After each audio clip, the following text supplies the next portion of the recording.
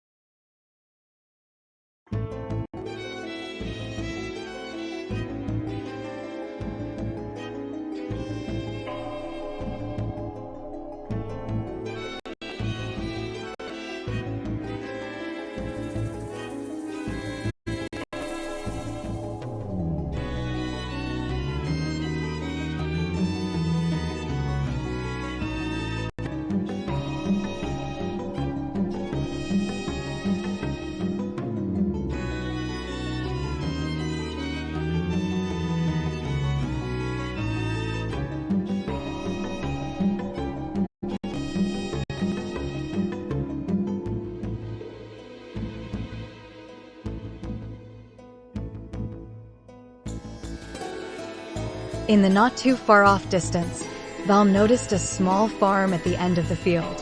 There stood a barn with a thatched roof with walls made of stone. The house was attached to the side and was built with the same style and materials. At the end of the field was a stone fence to keep in the cattle.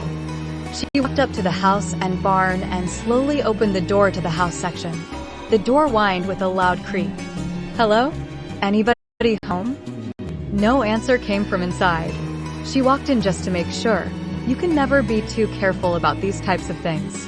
The house was just an open concept, complete with a kitchen area, with a small eating table, probably for one person by the looks of it. In the back corner was an unmade bed with a feather pillow. There were books on a shelf on the opposite wall of the bed. She quickly perused the books, her fingers gently running across their spines. There seemed to be quite a few history books on a variety of topics. Her voice breaking the silence. "I'll have to do some reading if I get the chance. Very interesting," she said to herself, almost expecting an answer. In her mind, she could almost swear she heard one. Near the bookshelf was a writing desk, riddled in various papers, rolled up parchments, and books. Val started leafing through the papers and found what seemed to be a crude map of the surrounding area. She folded it up and pocketed it. "Now to check in the barn, see if that turns up anything," she said to herself.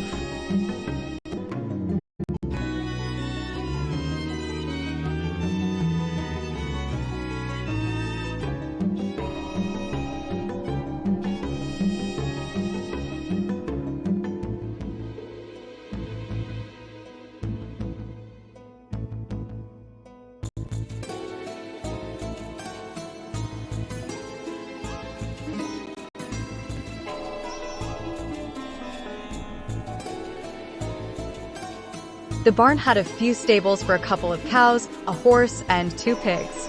Val observed that they had been fed for the day.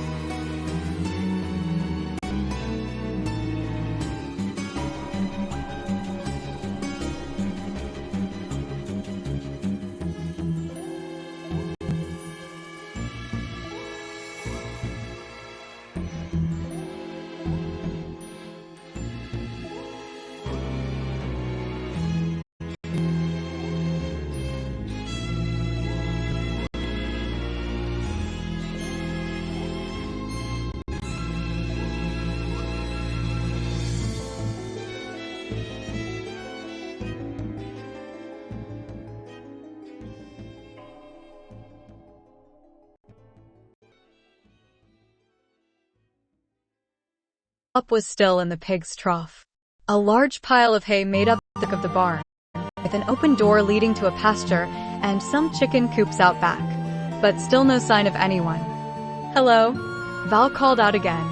She had noticed the horse was still in the barn and the saddle still hooked on the wall. The barn looked to only have room for the one horse that was in the stable with no spot for any others.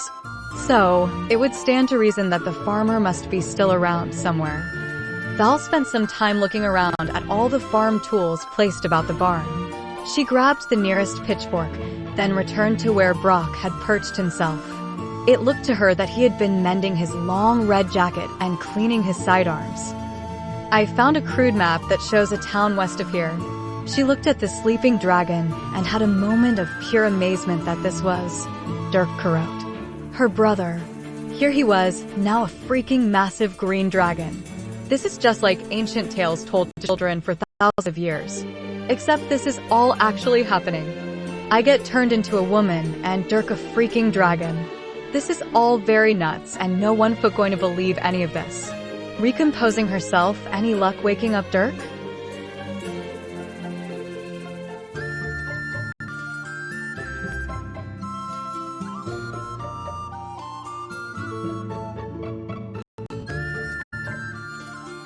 Is all very nuts and no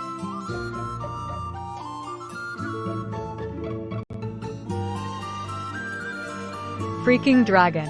This is all very nuts and no one is going to believe any of this. Recomposing herself, any luck waking up Dirk? Brock spun the chamber of his revolver as he looked down the barrel before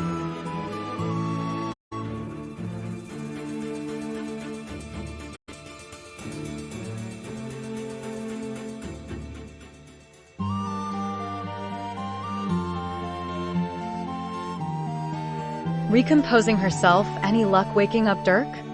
Brock spun the chamber of his revolver as he looked down the barrel before returning it to its holster. Dragon's fast asleep. I don't think the end of the world would wake him up right now. Val stuck the pitchfork she was carrying into the dirt beside her and leaned on it. I think we will have to start walking then. Odd that he hasn't woken up yet, and he calls me the lazy one. Dirk's the kind of guy that gets up before the crack of dawn and exercises, before hunting and cooking a breakfast feast. He eats it all if I don't wake up before he's done. Calls it training my mind. More like keeping me weak and thin. She trailed off as her thoughts occupied her somewhere else. Brock eyed the farm. So, what if the farmer comes back? Won't he just try and be a hero and slay our poor helpless dragon? He made a gesture with his finger across his throat. I thought you would ask that. Here, try this.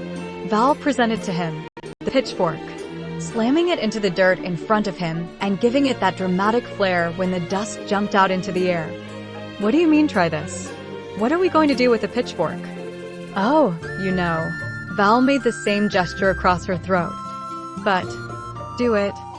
Fine, but I take no responsibility to what happens next. Brock positions himself and readies the tool-made weapon to stab Dirk the dragon with the pitchfork.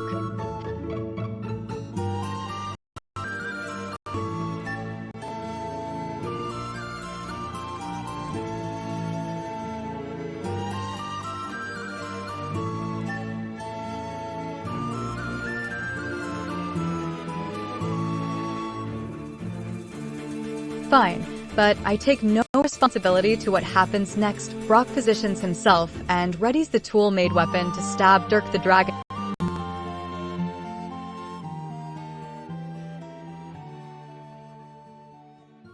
Responsibility to what happens next. Brock positions himself and readies the tool-made weapon to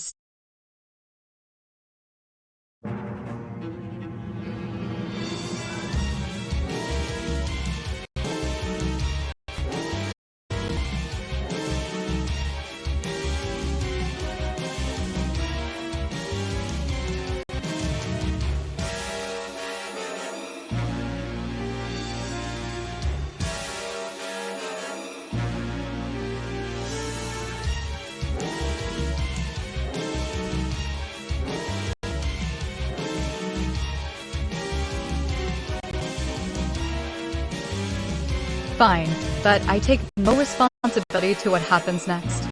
Brock positions himself and readies the tool-made weapon to stab Dirk the dragon with the pitchfork. Hesitating, he looked at her one more time. You sure about this, Val? Just do it, she insisted, stomping a foot down with emphasis.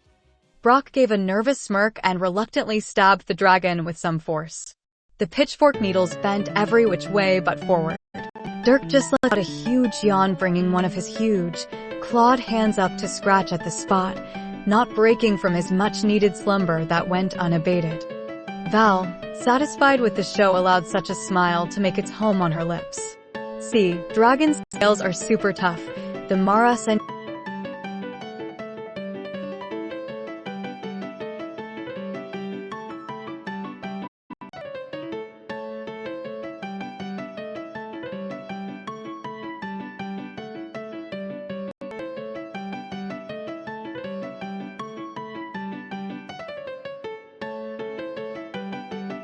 Val, satisfied with the show, allowed such a smile to make its home on her lips.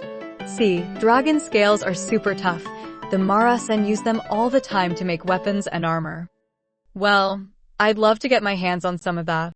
Yeah, me too, Val said as she reflected on the battle with West, back in that forsaken castle dungeon in Nywheel. She shuddered at those thoughts. Such a horrid experience. For a brief moment she almost remembered something dark and horrifying, but brushed it aside before it could take shape. My point is, Val added, that Dirk will be just fine while we head to this nearby town to get supplies. She points to the map showing Brock. Just let him rest, he's been through a lot. Brock let out a sigh.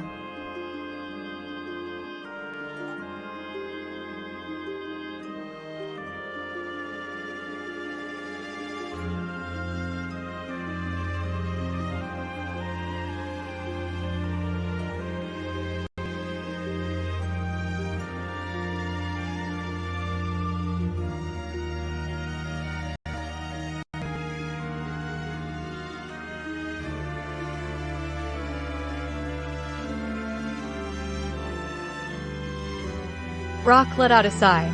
Yeah, he is, hasn't he? Getting turned into a dragon like that, if that's indeed what happened, frankly I still have trouble swallowing that one. His hand rubbed some stubble on his chin that was now giving him that 5 o'clock shadow look and let out a long breath of air. Although, I never known him to be anything else. What are you saying, Brock? She tapped at the ground with her foot in annoyance.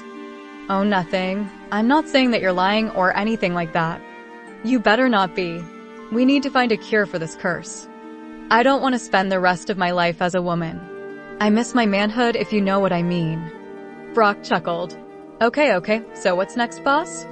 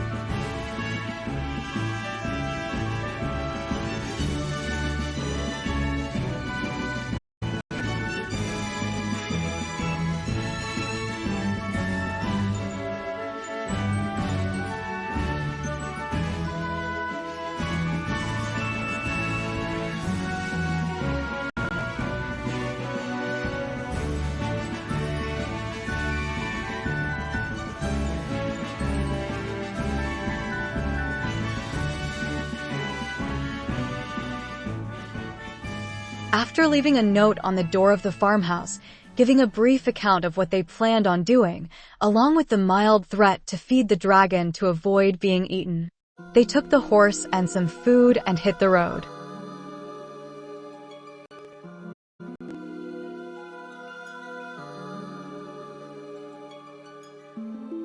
Shotgun, Val yelled as she mounted the horse.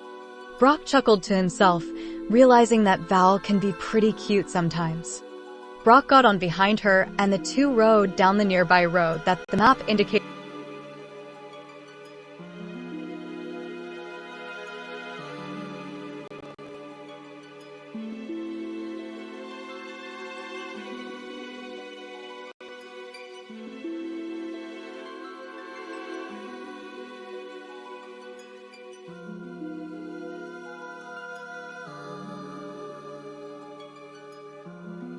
Brock got on behind her, and the two rode down the nearby road that the map indicated led to the nearby town of Denton.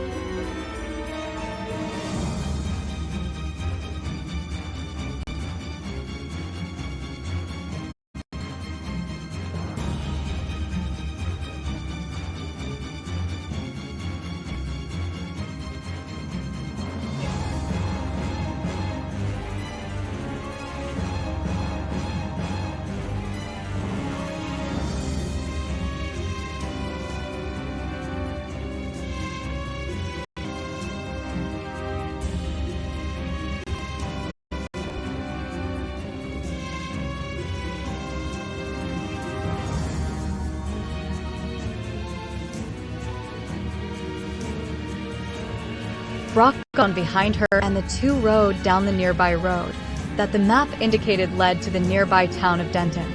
They galloped at a relaxed pace for about half an hour before Val slowed the horse to a trot. "What's up, Val?"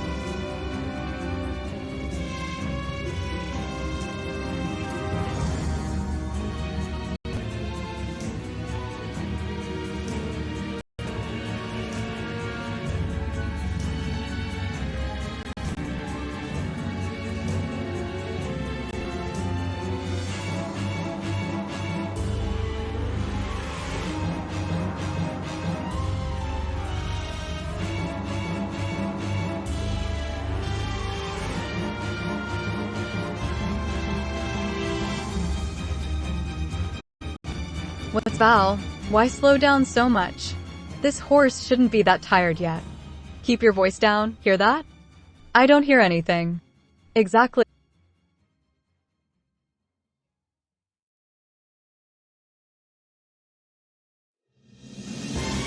"Keep your voice down. Do you hear that?" "I don't hear anything." "Exactly, so keep your wits about you. Something or someone is watching us. Could be a wolf or some other local predator."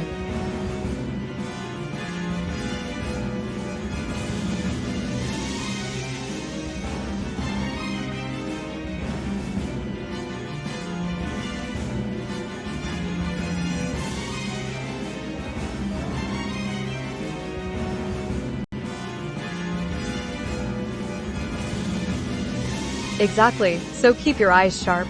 Something or someone watching us. Could be a wolf or some other local predator.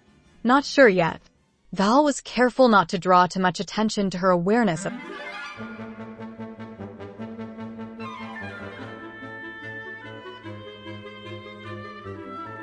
predator. Not sure yet. Val was careful not to draw too much attention to her awareness of what or who could be out there.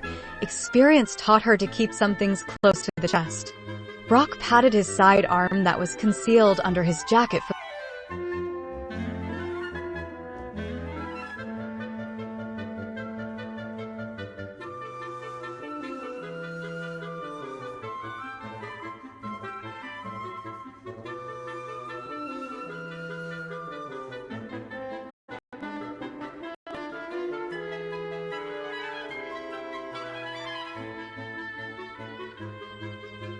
Brock patted his side arm that was concealed under his jacket for the moment. "No worries here. I'm sure we can handle a large puppy." Val chuckled and then looked back at Brock with a glare.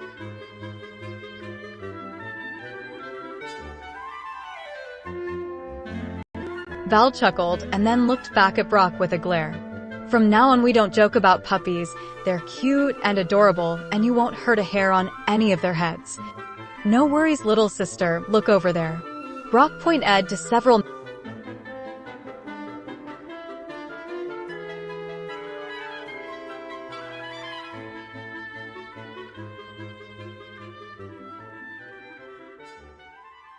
"No worries, little sis, look over there." Brock pointed to several men who raced out of the bushes from either side with blades drawn. Two held back and notched arrows into their bows, aiming right at them.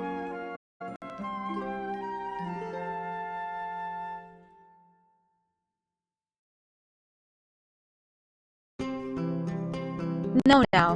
Now halt and hand over any valuables, monies, or coins on used person."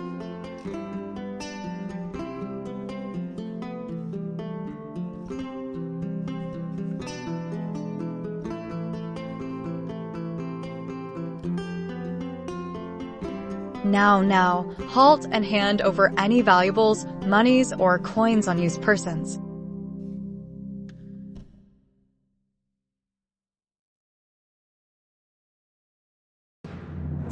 Use persons.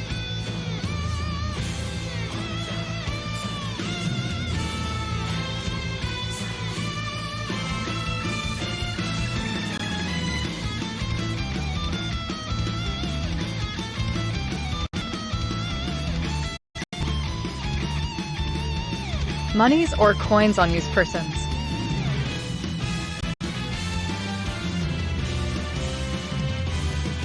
They belongs to us now, demanded a portly man.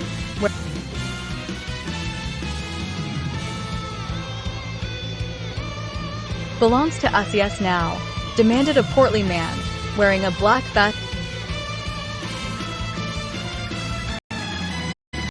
Us now, demanded a portly man, wearing a black vest and dirty stained trousers.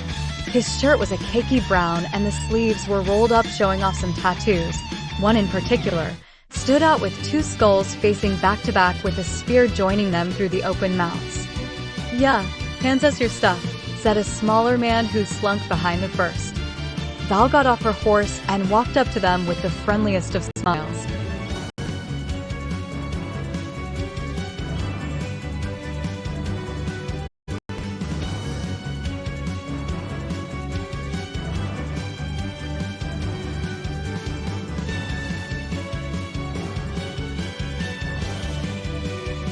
Val got off her horse and walked up to them with the friendliest of smiles. She got really close to the corpulent man, nose to nose. He blushed and became very shy. "Say," Val said in a very soft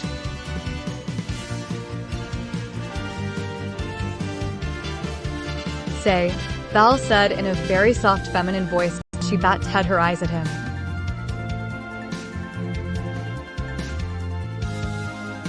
Said in a very soft feminine voice as she batted her eyes at him.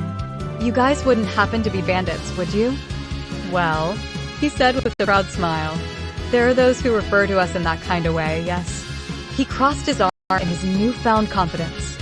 "She's so beautiful," he thought to himself, eyeing her intently. "Oh, so you're saying that you're brigands then?" Val let her hand run down his arm, tracing his bicep with her finger. "Oh, you're much too kind." He started to quiver with excitement as his mind consumed himself with dirty thoughts. The smaller guy smacked him on the back of his head.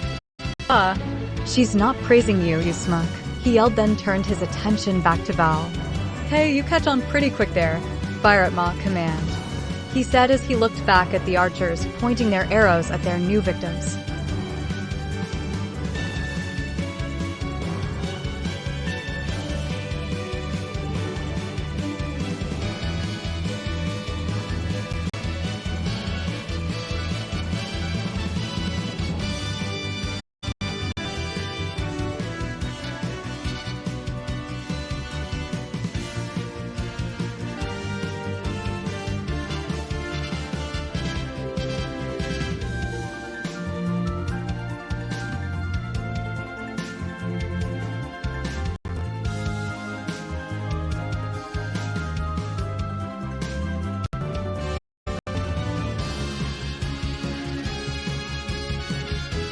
Val suddenly took a quick step back and low and provided an uppercut with blinding speed to the nose of the burly guy.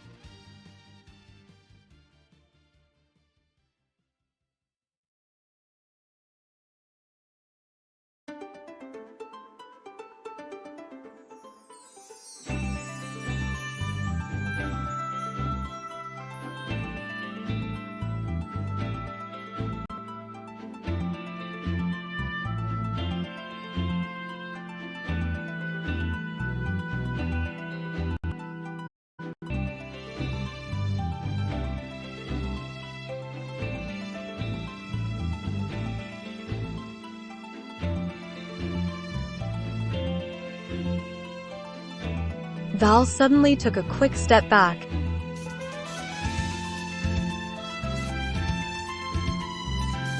Val suddenly took a quick step back and gifted an uppercut with blinding speed to the nose of the burly guy with the palm of her hand.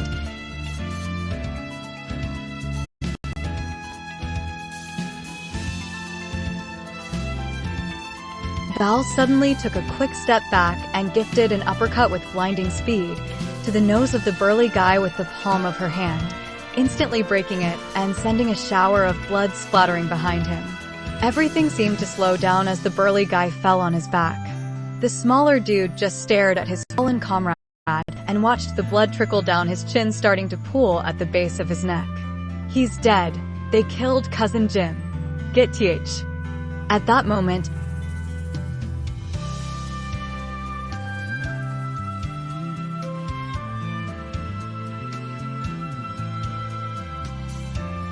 killed Cousin Jim. Get her. At that moment, Val did a back kick to the guy's face, and he went spinning towards the ground and achieved an amazing scorpion face split into the dirt road.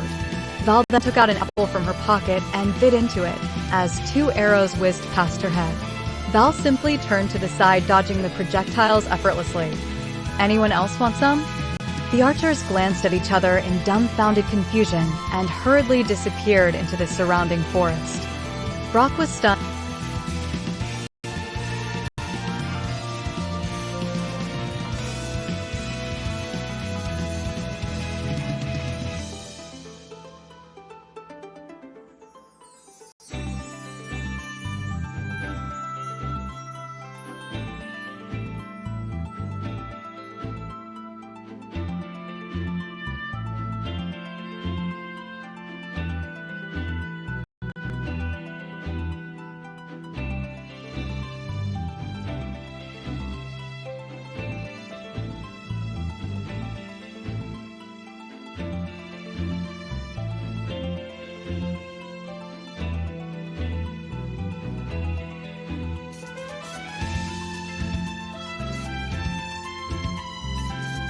Brock was stunned at how fast Val, this petite girl of 90 pounds or so, just totally wiped the floor of these criminals. Wow, call me impressed, little lady. She ignored the remark and started rummaging through their cloths and found a large pouch.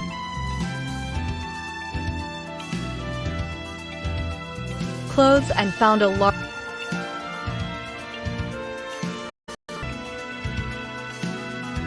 She ignored the remark and started rummaging through their clothes and found a large pouch of coin each. Lucky. She turned to get back on the horse, only to pause in shock. The arrows that she effortlessly dodged had stuck into the horse, which collapsed in front of her. Damn it, Jim. You and your lackeys. Val ran up to Jim and kicked him square in the berries. A small squeal escaped the round man's lips as he started to stir, only to collapse again from the new and sudden pain. Figured you weren't dead. Someone was quick to jump to assumptions.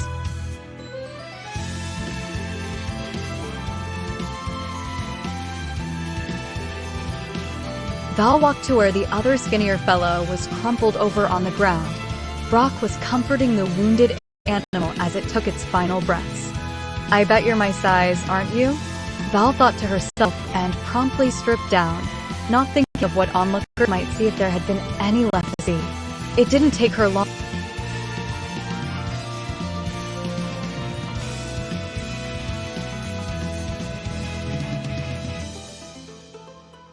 Val thought to herself and promptly stripped down, not thinking of what onlookers might see if there had been any left to see. It didn't take her long, and she was wearing the small guy's clothing instead of a ruined dress. Brock looked up at her as she knelt beside him, now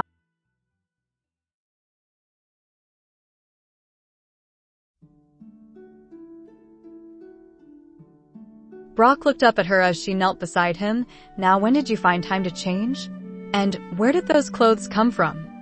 Val made a quick gesture to the lean robber, who now had a tattered dress draped over his body. Brock noted that she must have torn the dress off. It looked far worse than what he remembered. Poor girl. She didn't have a chance, did she? Val placed a hand on the horse, whispering to it softly. I guess we walk from here. Yep, no way about it. Journey for session.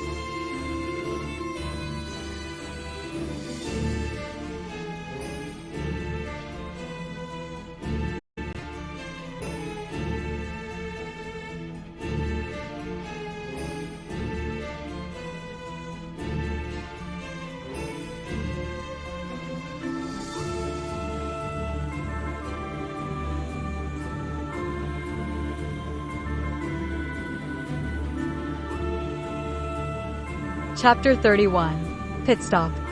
Further on down the road, Val and Brock came across another farm. The house was a much richer house.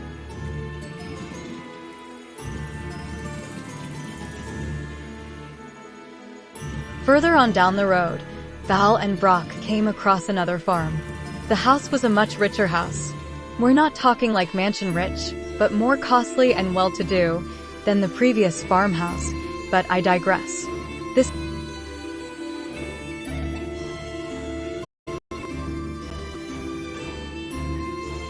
mansion rich, but more costly and well-to-do than the previous farmhouse, but I digress.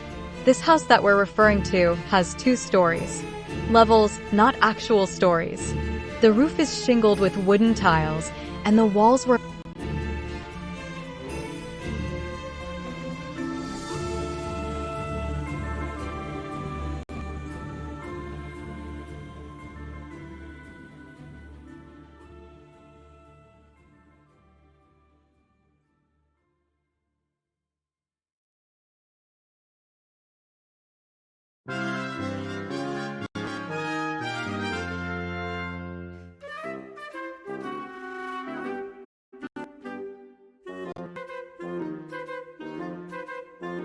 levels, not actual stories. The roof is shingled with wooden tiles, and the walls were made of stone that were evenly cut. There was a porch that went all around the outside and corners of the house. This place was beautiful, with a nice front lawn, big, beautiful trees. One had a swing hanging in the branch. Oh, my dear reader, it was quite lovely. A path led from the road to the house and beyond to the barn behind the house, which was also constructed with the same kind of evenly cut brick. Beyond the main yard of the place were large fields and what looked to be 20 or so cows.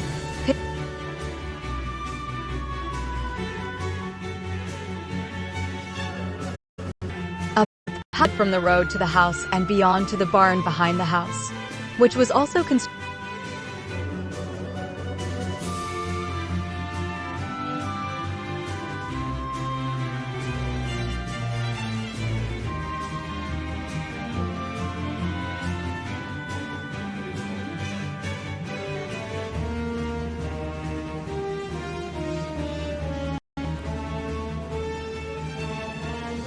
A path led from the road to the house and beyond to the barn which was behind the house, which was also constructed with the same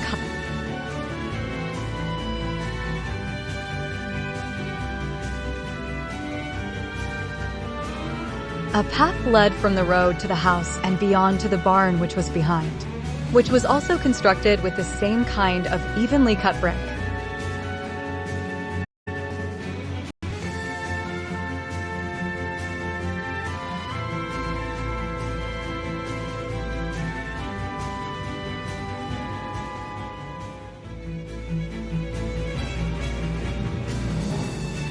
Was behind. Both buildings were constructed with the same kind of evenly cut brick. Beyond the main yard of the place were large fields and what looked to be 20 or so cows. Pigs could be heard squealing somewhere near the barn. Some horses were scattered around. Even some humans could be seen from the road. Some of the adult variety, some not. It seemed to be a rather large family that lived here, most likely for many generations. The whole scene just reeked of, what is word? Homely. Excuse me, I have to call my mom. As the two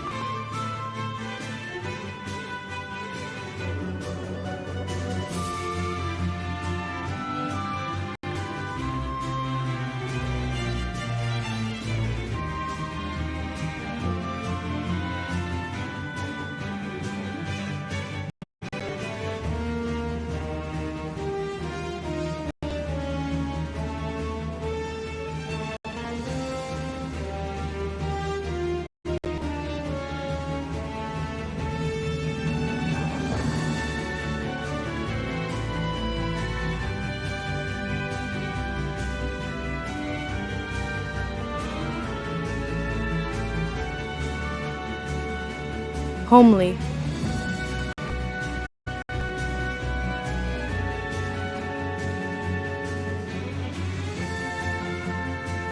As the two made their way up the driveway, the younger people seemed to almost disappear as they hurried out of view.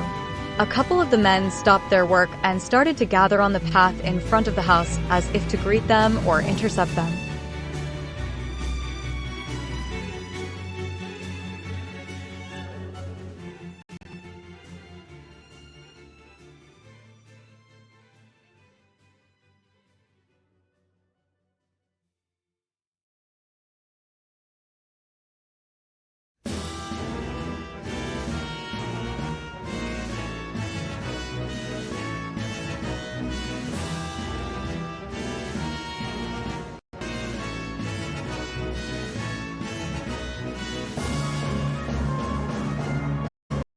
A couple of the men stopped their work and gathered on the path in front of the house, as if to greet them or intercept them.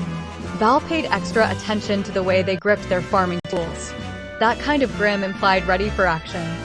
Brock leaned in close to Val. I don't think they want company. They look quite agitated. I noticed that too, Val replied with a hushed voice. Make sure you smile and are extra polite. At least they can share some info about the town. We don't even know if it's safe to sleep near the road overnight. The more information we can gather, the better off we can.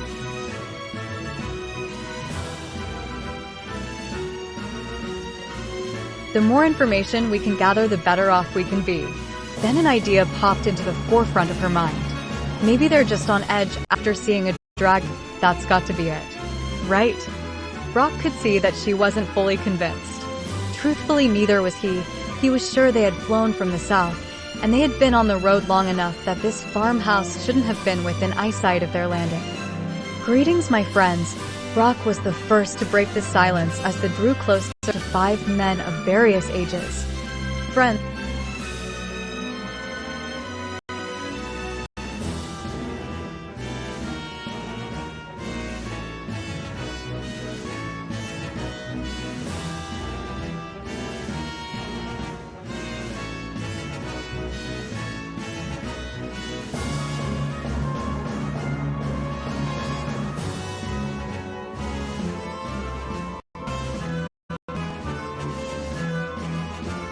Greetings, my friends. Brock was the first to break the silence as they drew closer. Friends, questioned the oldest of the men. Now stop right there. We gave Jim everything we had. We have no more to give.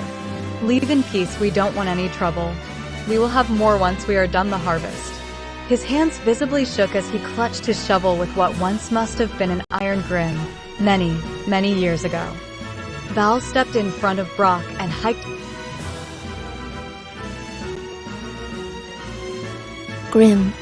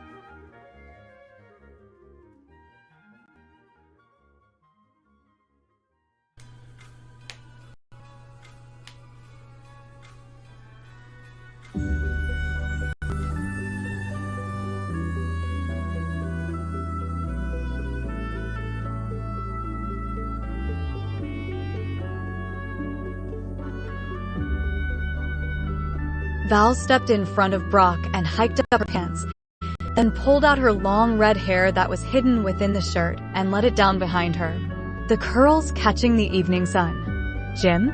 You couldn't mean damn it, Jim? Shortish.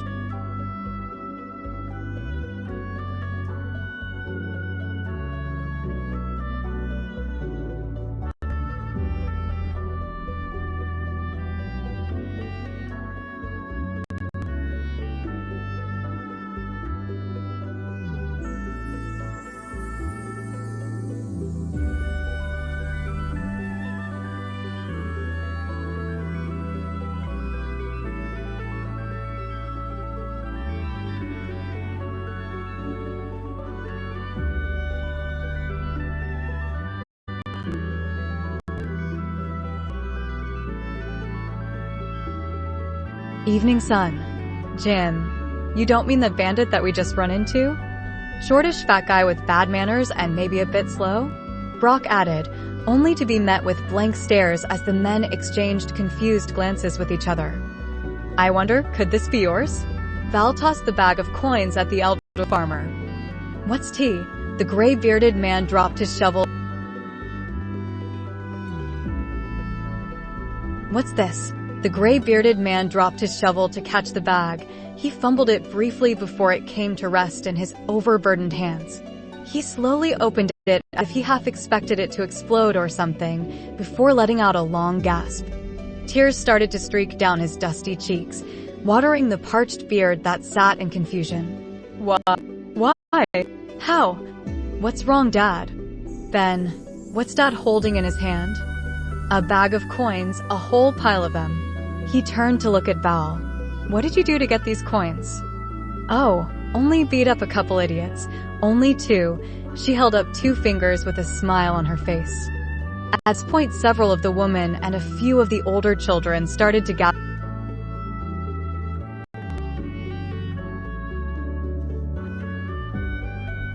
At this point, several of the women and a few of the older children started to gather around. The elderly father identified himself as John with his wife Elaine and their many children and their wives and their children. Val regaled them with some.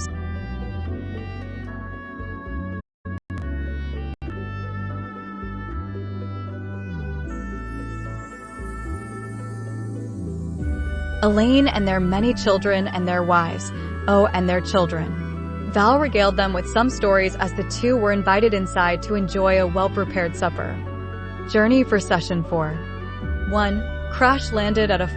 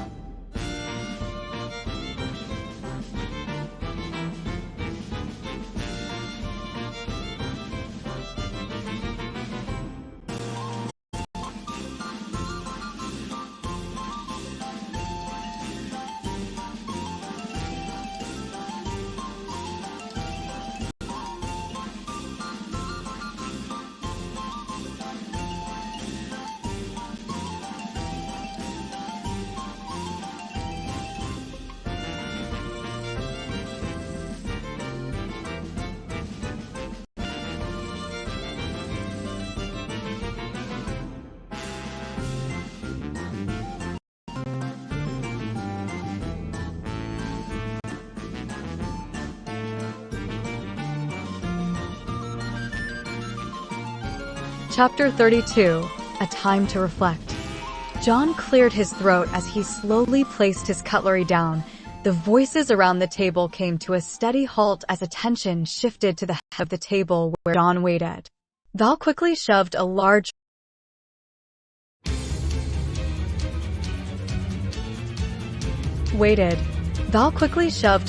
freshly baked bun into her mouth and gave John her attention as well. So, as I was saying, about 2.5 years ago, a large organization moved into the town.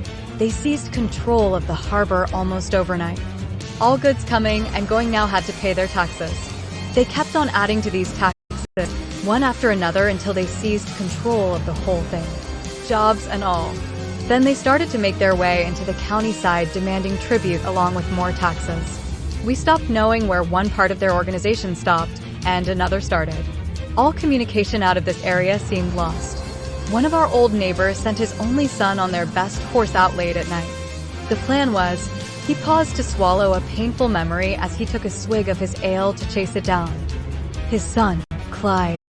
He was an excellent rider, the fastest thing on his hours floor, he called it. They left to bring news of our troubles to our neighbors to the east. Only he never made it. They had him strung up, hung on the old oak tree in the center of town. Sobbing started from several of the women as the horrible account was retold.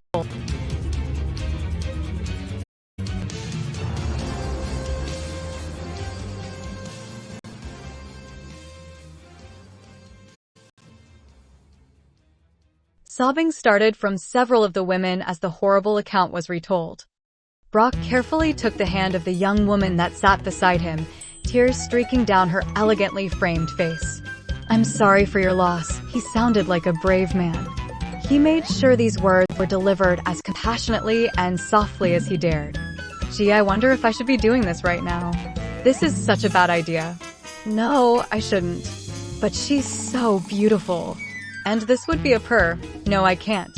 Yes, you can. No, I mustn't." The thoughts fired about in his head like ricocheting bullets.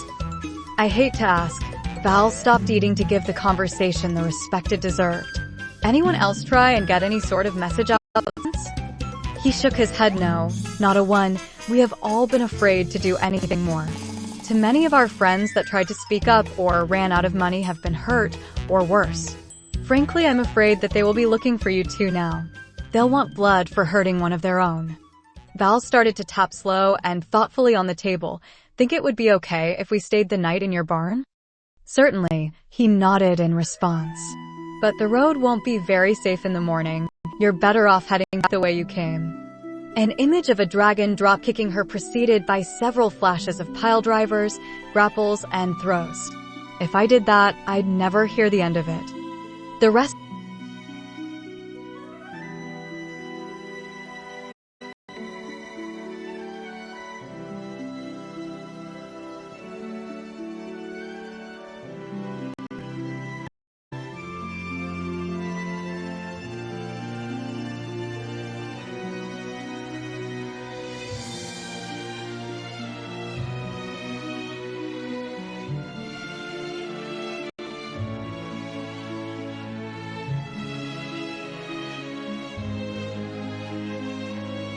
The rest of the meal concluded with some lighter discussion around preparing for winter and the family's concern about not being left enough to make it to spring.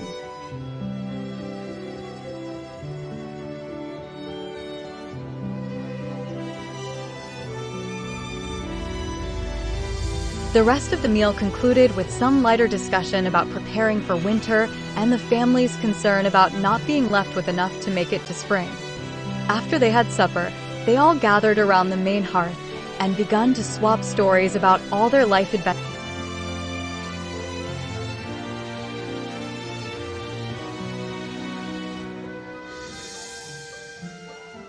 After they had supper, they all gathered around the main hearth and began to swap stories about all their life adventures and silly tales about nothing important and politics and a plethora of various topics.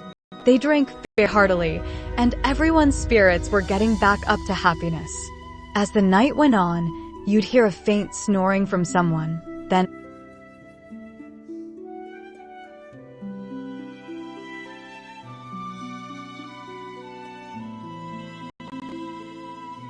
As the night went on, you'd hear a faint snoring from someone, then others. The crackle of the fire could be heard over the quiet chit-chat by late night, after midnight. They all retired.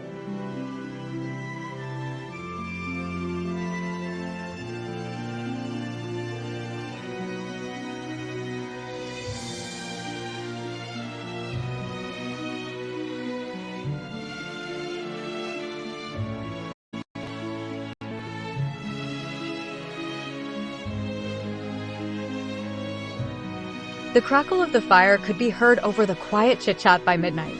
They all retired for the night, and some just kept sleeping where they rested, with not a care in the world. It was a peaceful night where the frogs and crickets could be heard through the cracked opened windows. Brock managed to find the same young lady from the dinner table standing alone outside, as if she was waiting for someone. "You wouldn't happen to be waiting for me?" he asked with a sly smile on his face. She blushed, allowing some hair to fall in front of her eyes as if to hide from him. "If I was." Looking down, she started to kick at the dirt. "Well," he paused as if to give it some thought. "That would be fine by me. So, remind me, what was your name? I don't think I caught it with all the introductions from earlier." "Delilah." He held out his hand to hers. "Brock, nice to meet you." Journey for Session 4.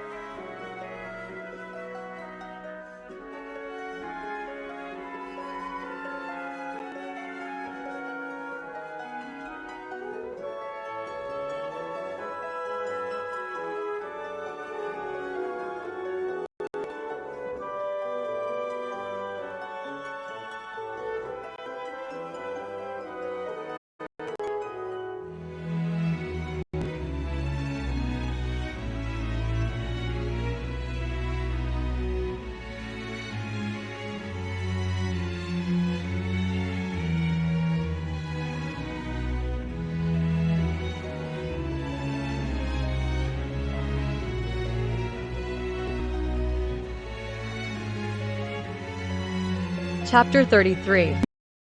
The barn had a large hay loft that looked to be a good place to sleep for the night. The matriarch of the household gave them blankets for the night, so it seemed that this would end up being a comfy sleep.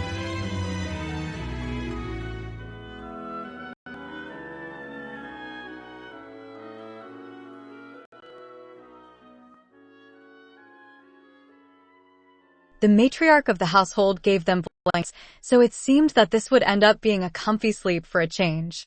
They placed down their blankets onto the fresh hay. Val made sure there was a proper amount of space between the two of them. The loft had a big double door opening right in front of them that was left open, giving them a fantastic view of the moonlit countryside.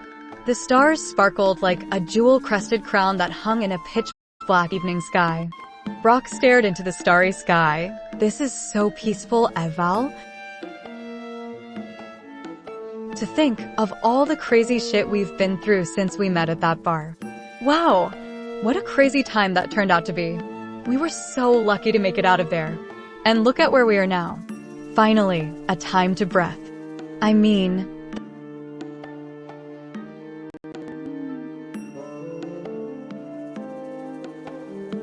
Finally, a time to breathe. That dragon flight to freedom was, to put it mildly, insane. But here we are now, finally able to rest and get a full night's sleep. She pulled the blanket up to her nose, barely able to keep awake. I can't get over it, a talking dragon even. Your brother, right?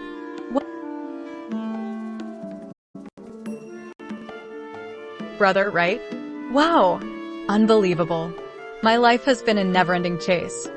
ZZZ. You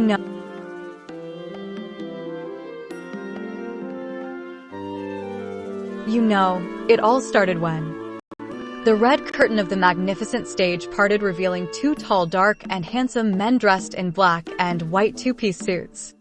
Dear readers, my name is Jason Greenwood. And I'm Theodore Lachance. We wrote this amazing book you hold in your hands. We interrupt this chapter to present to you the account of how Brock Kirschner became a world-renowned thief. Thanks to newspaper articles, personal diaries of witness, Plank City police file reports, along with various documents from other cities and kingdoms of all societies all around the world. This man has been a pain in the backside of many major cities and kingdoms throughout Saurus. The Plank City Times, November 16, 3732. The Plank Bank was robbed last night of over $20 million, which was about 100% of the entire count of money held in the Plank Bank vault. PCPD has stated that, as of yet, we don't know as to how exactly this was done. There seems to be only one person that pulled the heist off. We know this due to that person leaving a calling card at the scene of the crime. Only the sole name written on it, Brock. It seems that this Brock person wants to be known. The investigation is underway, so we appreciate your patience. Any tips can be made to the usual gnome hot tips. Thank you. I can't believe what happened last night. I was at work doing my rounds, guard, when I noticed a complete perfect circle cut through the 2-foot-thick stone wall. How is that possible anyways? I guess whoever did that had some tech that was more advanced than I've seen anyways. I reported to my fellow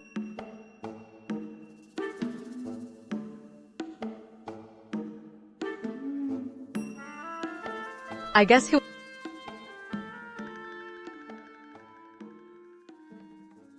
guess whoever did that had some tech that was more advanced than I've seen anyways. I reported to my fellow guards that were also on duty that night. We searched everywhere in that bank, couldn't find a trace of the suspected intruders. The alarms didn't even go off. We manually tried to set off the alarm so that the police would come. Nothing happened. They disabled the entire security system. I called the police to report a break and enter and possible robbery. They said they would dispatch some officers immediately. We went to the vault and it was still shut. So, they weren't in there, that's for sure, and we couldn't open it in the night due to a time block. We didn't find anything missing. The police turned up nothing as well. So, they left, and we sealed off the opening in the wall temporarily and posted several guards. At the end of my shift and daybreak, they were able to open the vault, and that's when we all found out that we were definitely robbed that night. The vault was empty, but for one thing, other than empty drawers and chests, a small white card on the floor in the center with one name on it: Brock. Diary of Deborah Peppenbank, employee of the Plank Bank, November 17th, 3732.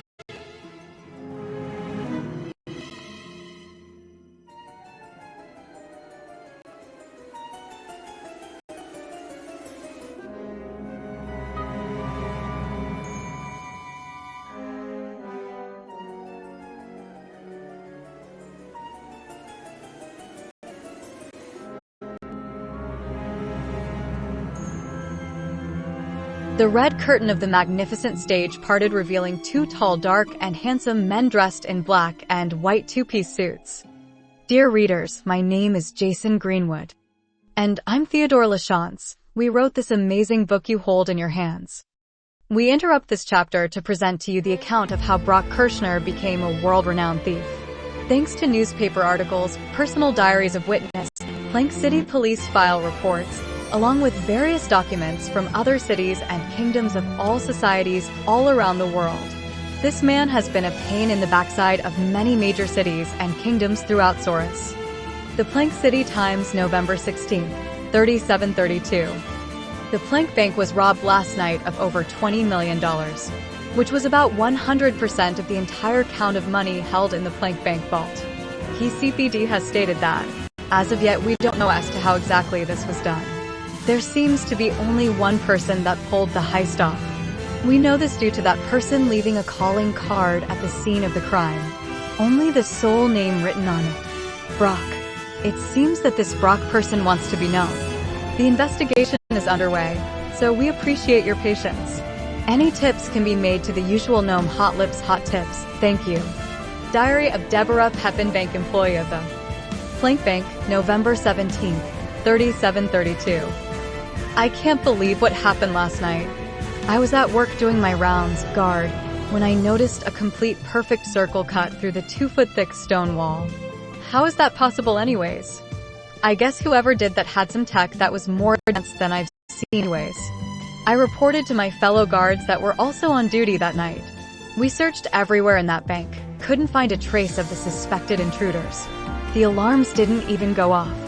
When we manually tried to set off the alarm so that the police would come, nothing happened. They disabled the entire security system.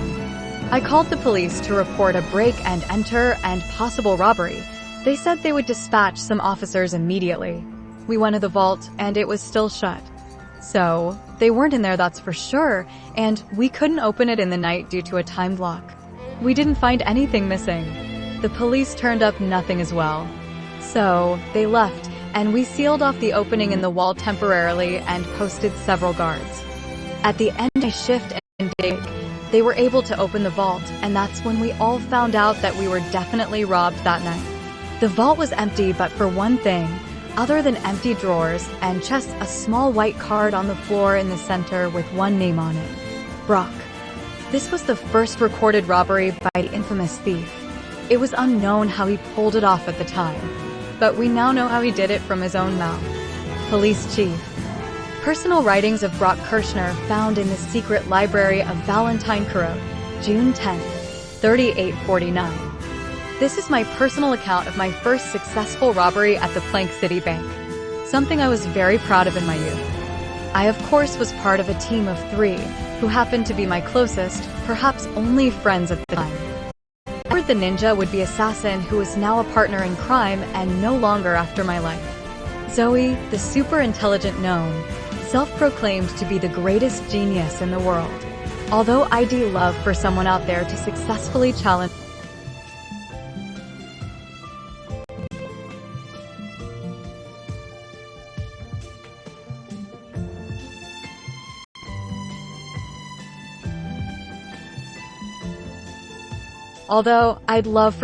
there to successfully challenge that claim. In my opinion, she is the smartest person I've ever known. Finally, I get to the third and last member of our team, a masterful sorceress named Janet Leroy. Her specialty, she could cast many illusion spells to throw off guards and made it possible to achieve such a heist. They had no idea what was going on. It's funny, but Ed didn't get much of an opportunity to use his fighting skills in this mission due to it being so successful. Mind you, he was still very needed to help get the money and treasure out of the vault. Zoe was important cause she had the technology to teleport us.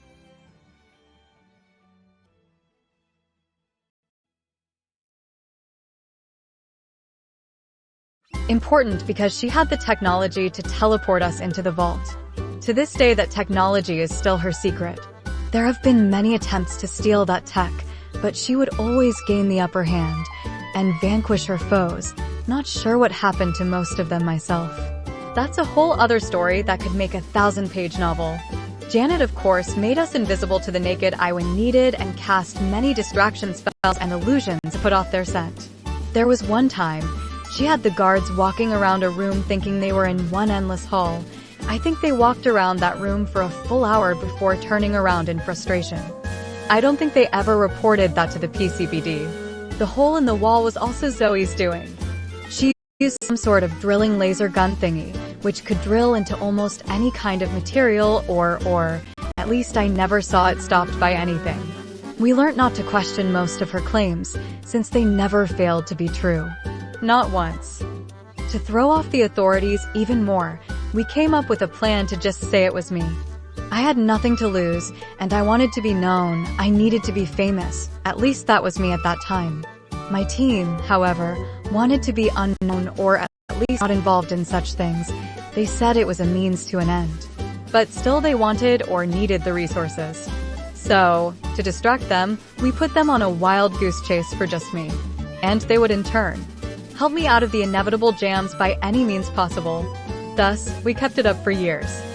Personal Diary of Delilah excerpt June 13, 3797.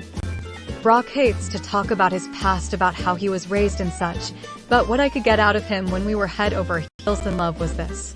He had a neglective and abusive father, but a wonderful mother who tried to protect him. He would talk about his mother with very fond and loving memories. His father, however, is another story entirely. Back to the stage where the two amazing, fantastic authors stand before you. And now we return, Jason said. Back to our story. Theodore concluded. The curtains close and the lights go out. Journey for Session 4.